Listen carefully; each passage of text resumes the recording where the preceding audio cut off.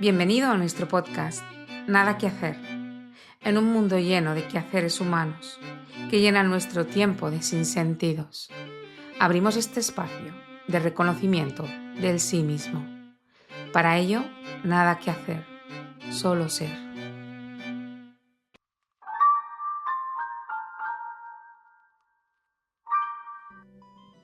Querido oyente, soy Neus Arola y como siempre, estamos aquí con David Gimes. Hola David. Hola. Continuamos hoy compartiendo acerca de la creación y lo creado. En los capítulos anteriores hemos aclarado que, en este mundo, la mente es el creador, ya que el cuerpo no tiene poder para actuar por su cuenta. De la misma forma, el cerebro tampoco tiene poder para actuar por sí mismo, ya que forma parte del cuerpo. Y ciertamente ningún pensamiento creativo procede del cerebro. Todo procede de una única fuente, que es la mente. Al final, resulta que no puede ser de otro modo. Es cierto. Sabemos que los científicos nos dicen que con tales pensamientos se activan ciertas partes del cerebro, con lo cual se presupone que al activarse esa parte del cerebro es cuando surge el pensamiento. Por ejemplo, nos dicen que el lóbulo frontal se encarga de gran parte del trabajo del pensamiento complejo, como la planificación, la imaginación, la toma de decisiones y el razonamiento. Es decir, al activarse esa parte del cerebro con ese tipo de pensamientos, entonces se supone que de esa parte del cerebro surge ese tipo de pensamientos. Y es cierto que aparenta ser así, pero vamos a poner un ejemplo más gráfico. Ahora imaginen que alguien se golpea un dedo con un martillo y se provoca una herida. Entonces, alguien ignorante que en su vida nunca haya visto o oído hablar de golpearse el dedo con un martillo, puede pensar que ese destrozo ha venido del interior del dedo y no a causa de un golpe desde el exterior. Ya, es obvio que para nosotros eso no tendría ningún sentido, pero para esa otra persona ese pensamiento puede tener toda su lógica. Claro, lo que se quiere decir con esto es que las presuposiciones no sirven. Concluir que los pensamientos tienen su origen en el cerebro es como dar por cierto que el dedo se rompe a sí mismo por su propia decisión. Los pensamientos provienen de la mente, pero la mente no está en el cerebro. El cerebro es solo el medio a través del cual los pensamientos se manifiestan. Entonces los pensamientos no son causas, sino que son efectos. Digamos que son causas de lo que viene después, aguas abajo, pero está claro que no son la fuente primaria, la primera causa. Uno de los problemas por los cuales no somos capaces de encontrar la verdad de todo lo que sucede y existe en el mundo es porque tenemos la mala costumbre de estudiar solo ciertos efectos y de limitar sus causas a un momento determinado en el espacio y el tiempo. Por lo cual nunca podemos averiguar la verdad acerca de eso que estamos estudiando. Pongamos un ejemplo. Hay carreteras que tienen tramos en los que se producen más accidentes de lo normal. Entonces se buscan causas y se concluye que la carretera está en mal estado. Eso puede ser cierto, pero aún así no es una causa, es un condicionante. Es decir, las malas condiciones de la carretera, más los conductores que no conducen de la forma adecuada para esas condiciones, hace que se produzcan accidentes. Vale, entonces no tenemos una, sino dos causas. Puede parecer que sea así, pero no. Ahora tenemos dos condicionantes. Porque para saber la causa deberíamos investigar por qué ciertos conductores, al circular por ese tramo, van a una velocidad inadecuada o realizan adelantamientos peligrosos, etc. Realizan maniobras inadecuadas cuyo resultado son accidentes. Hay una enseñanza en la Biblia respecto a esto que vale la pena recordar.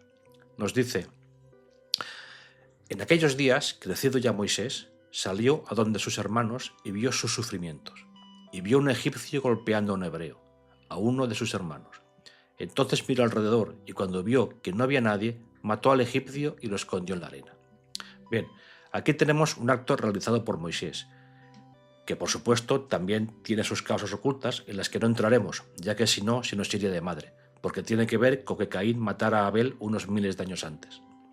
De modo que una vez Moisés mata al egipcio, se ve forzado a huir al enterarse de que el faraón quería matarle. Entonces huye a la tierra de Midian, donde se encontró con Sipora, con la que se casaría más tarde. La Biblia lo explica así. Dice: al enterarse el faraón de lo que había pasado, trató de matar a Moisés. Pero éste oyó de la presencia del faraón y se fue a vivir a la tierra de Midian, y allí se sentó junto a un pozo. Y continúa. Y el dirigente de Midian tenía 7 hijas, las cuales fueron a sacar agua, y llenaron las pilas para dar de beber al rebaño de su padre. Entonces vinieron unos pastores y las echaron de allí, pero Moisés se levantó y las defendió, y dio de beber al rebaño. Y cuando ellas volvieron a Reuel, su padre, éste les preguntó: ¿por qué han vuelto hoy tan pronto? Un egipcio nos ha librado de manos de los pastores, respondieron. Se podría sacar una película de aquí. Sí, quizá haya alguna, no lo sé. En fin, la enseñanza que nos concierne de las muchas que hay en este extracto es que cuando Tsipora se refiere al egipcio, nos enseña la tradición que no se refiere a Moisés, como se podría pensar, sino que se refiere al egipcio al que Moisés mató. Ese egipcio fue la causa de que Moisés estuviese allí en ese momento. Pero Moisés lo mató. Sí, pero a causa de lo que el egipcio hizo, que fue maltratar a los hebreos. Además, no olvidemos que Moisés no era egipcio, sino hebreo. En fin, la enseñanza que hemos de sacar de aquí es que las causas pueden variar según cómo nosotros acotemos un acontecimiento. Somos nosotros quienes decidimos que un acontecimiento o situación empieza en tal momento. Entonces buscamos la causa en lo que sucedió justo antes de ese momento. Aquí lo que Tsipora dice en realidad es: aquel egipcio que maltrataba a los hebreos en Egipto es la causa de que Moisés estuviera descansando junto al pozo y no se ha podido defender de los otros pastores. Claro, lo que nos enseña es que las causas de cualquier acontecimiento o situación pueden estar ocultas en el tiempo. De hecho, no podemos saber la causa real de nada. Es obvio que cualquier causa debe tener también una causa que la convierte a su vez en su efecto. Así es. Como vemos, a la hora de buscar causas, no podemos poner límites en el tiempo y empezar a buscar la causa a partir de un momento determinado. Porque, sí es cierto que encontraremos alguna sucesión lógica de causas y efectos que satisfará nuestro intelecto, pero no encontraremos la verdad acerca de eso que estamos investigando. En el caso de nuestros conductores del ejemplo anterior, habría que continuar indagando en su situación personal, familiar, psicológica y ver qué es aquello que los lleva a realizar una conducción temeraria y a ser imprudentes cuando tendrían que andar con cuidado. En el caso de la creación del universo, por ejemplo, si somos de los que se creen la teoría del Big Bang, pues ya lo tenemos todo resuelto. Mira, el asunto este empezó tal día como hoy, hace 14.000 millones de años, y según unos cálculos que hay quien se ha dedicado a hacer, terminará tal otro. Sin embargo, hasta la mente más obtusa puede preguntarse: ¿y antes de eso qué? Es evidente que tiene que haber una causa anterior a eso, y así con todo. Entonces, para concretar esto un poco, ¿podemos decir que el mundo surge de la mente? ¿Es la mente la causa primera del mundo o hay algo más allá de la mente? Sin duda hay algo más allá de la mente, y digo sin duda rotundamente, porque somos conscientes de la mente, lo cual implica un qué o un algo que es consciente de esa mente. Y ese algo tiene obligatoriamente que estar más allá de la mente, tiene que ser diferente, por lo tanto es algo otro que la mente. Entiendo, para que yo sea consciente de esta mesa, tengo que ser algo otro más que esta mesa, claro. Claro, la consciencia es aquello que nos hace conscientes de lo que percibimos y conocemos. Es ese atributo, esa característica que nos permite conocer y discernir entre esto o aquello. La consciencia es el nivel de la percepción. La consciencia nos permite tener conocimiento de algo o darnos cuenta de ello, saber de su existencia. Es la capacidad que nos permite tener conocimiento incluso de nosotros mismos, de nuestros actos y de nuestras reflexiones, así como reconocer nuestro entorno y relacionarnos con él. Nos permite discernir entre yo y otro. La consciencia ocurre por contacto, como un reflejo sobre una superficie. Pero tengo también que tener la capacidad de ser consciente, porque la mesa, pese a ser algo, no tiene la capacidad de ser consciente de mí ni de nada. Y a ver, si esa mesa no es consciente, ¿podemos concluir que tampoco existe para ella misma?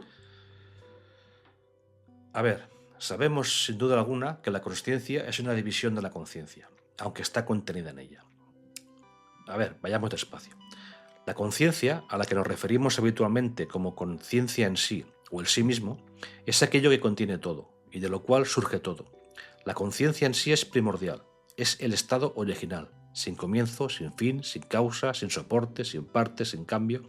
Contiene lo consciente, es decir, todo aquello que conocemos, y también contiene lo inconsciente, es decir, todo aquello que desconocemos, que no sabemos de su existencia. Por lo tanto, la consciencia, el conocer, está contenida en la conciencia en sí, aunque aparenta estar extendida de ella, para de esta forma poder conocer. No puede haber ninguna consciencia sin conciencia en sí, igual que no podemos llevar con nosotros un litro de agua sin un envase que la contenga. Pero sí puede haber conciencia en sí sin consciencia, como en el sueño profundo, del cual ya hemos comentado en profundidad en capítulos anteriores. La conciencia en sí es absoluta, simplemente es todo, mientras que la consciencia es relativa a su contenido. Es decir, la consciencia es siempre consciencia de algo. La consciencia es parcial y cambiante. La conciencia en sí es total, sin cambio, calma y silenciosa, y es la matriz común de todas las experiencias. ¿Dónde tiene lugar aquí la mente? Claro, hemos de tener en cuenta que estamos poniendo en palabras conceptos que habitualmente están más allá de nuestra comprensión habitual. Y al final, cada tradición también nombra estos conceptos de forma diferente según su cultura y entendimiento. Entonces, tenemos que en la literatura espiritual la conciencia en sí es conocida también como mente con mayúscula, de la cual se dice que surge como una escisión la mente con minúscula, o lo que también conocemos como ego. En esta mente con minúscula, en nuestro ego, está contenida toda la programación que nos hace ser como somos y creer que somos quienes somos. Luego, aquello de lo que somos conscientes es percibido después de ser filtrado y coloreado por toda esa programación mental o egoica. Vale, es momento ya de que lo dejemos aquí por hoy, pero hay una parte de una pregunta que se ha quedado sin contestar. Si la mesa no es consciente, ¿podemos concluir que no existe para ella misma? Vamos a ver. No hay nada totalmente inconsciente en la creación. No puede haberlo, puesto que todo proviene del mismo lugar. Todo tiene la misma fuente, y todo tiene que conservar, en mayor o menor medida, los atributos de esa fuente. Tal como nos dice un curso de milagros, las ideas no abandonan su fuente, y sus efectos solo dan la impresión de estar separados de ellas. Las ideas pertenecen al ámbito de la mente. Lo que se proyecta y parece ser externo a la mente no se encuentra afuera en absoluto, sino que es un efecto de lo que está adentro, y no abandonado su fuente. Por lo tanto, tiene que haber cierto grado de consciencia en una mesa, así como en una roca o en una montaña. Ya comentamos acerca de esto cuando hablamos en capítulos anteriores de los 4 reinos, el reino mineral, el vegetal, el animal y el hablante. Dijimos que en el reino mineral, aunque allí nos referíamos al deseo, era en todo el conjunto del reino, es decir, una piedra por sí misma no, pero quizá continentes y por supuesto todo el planeta quizá sí.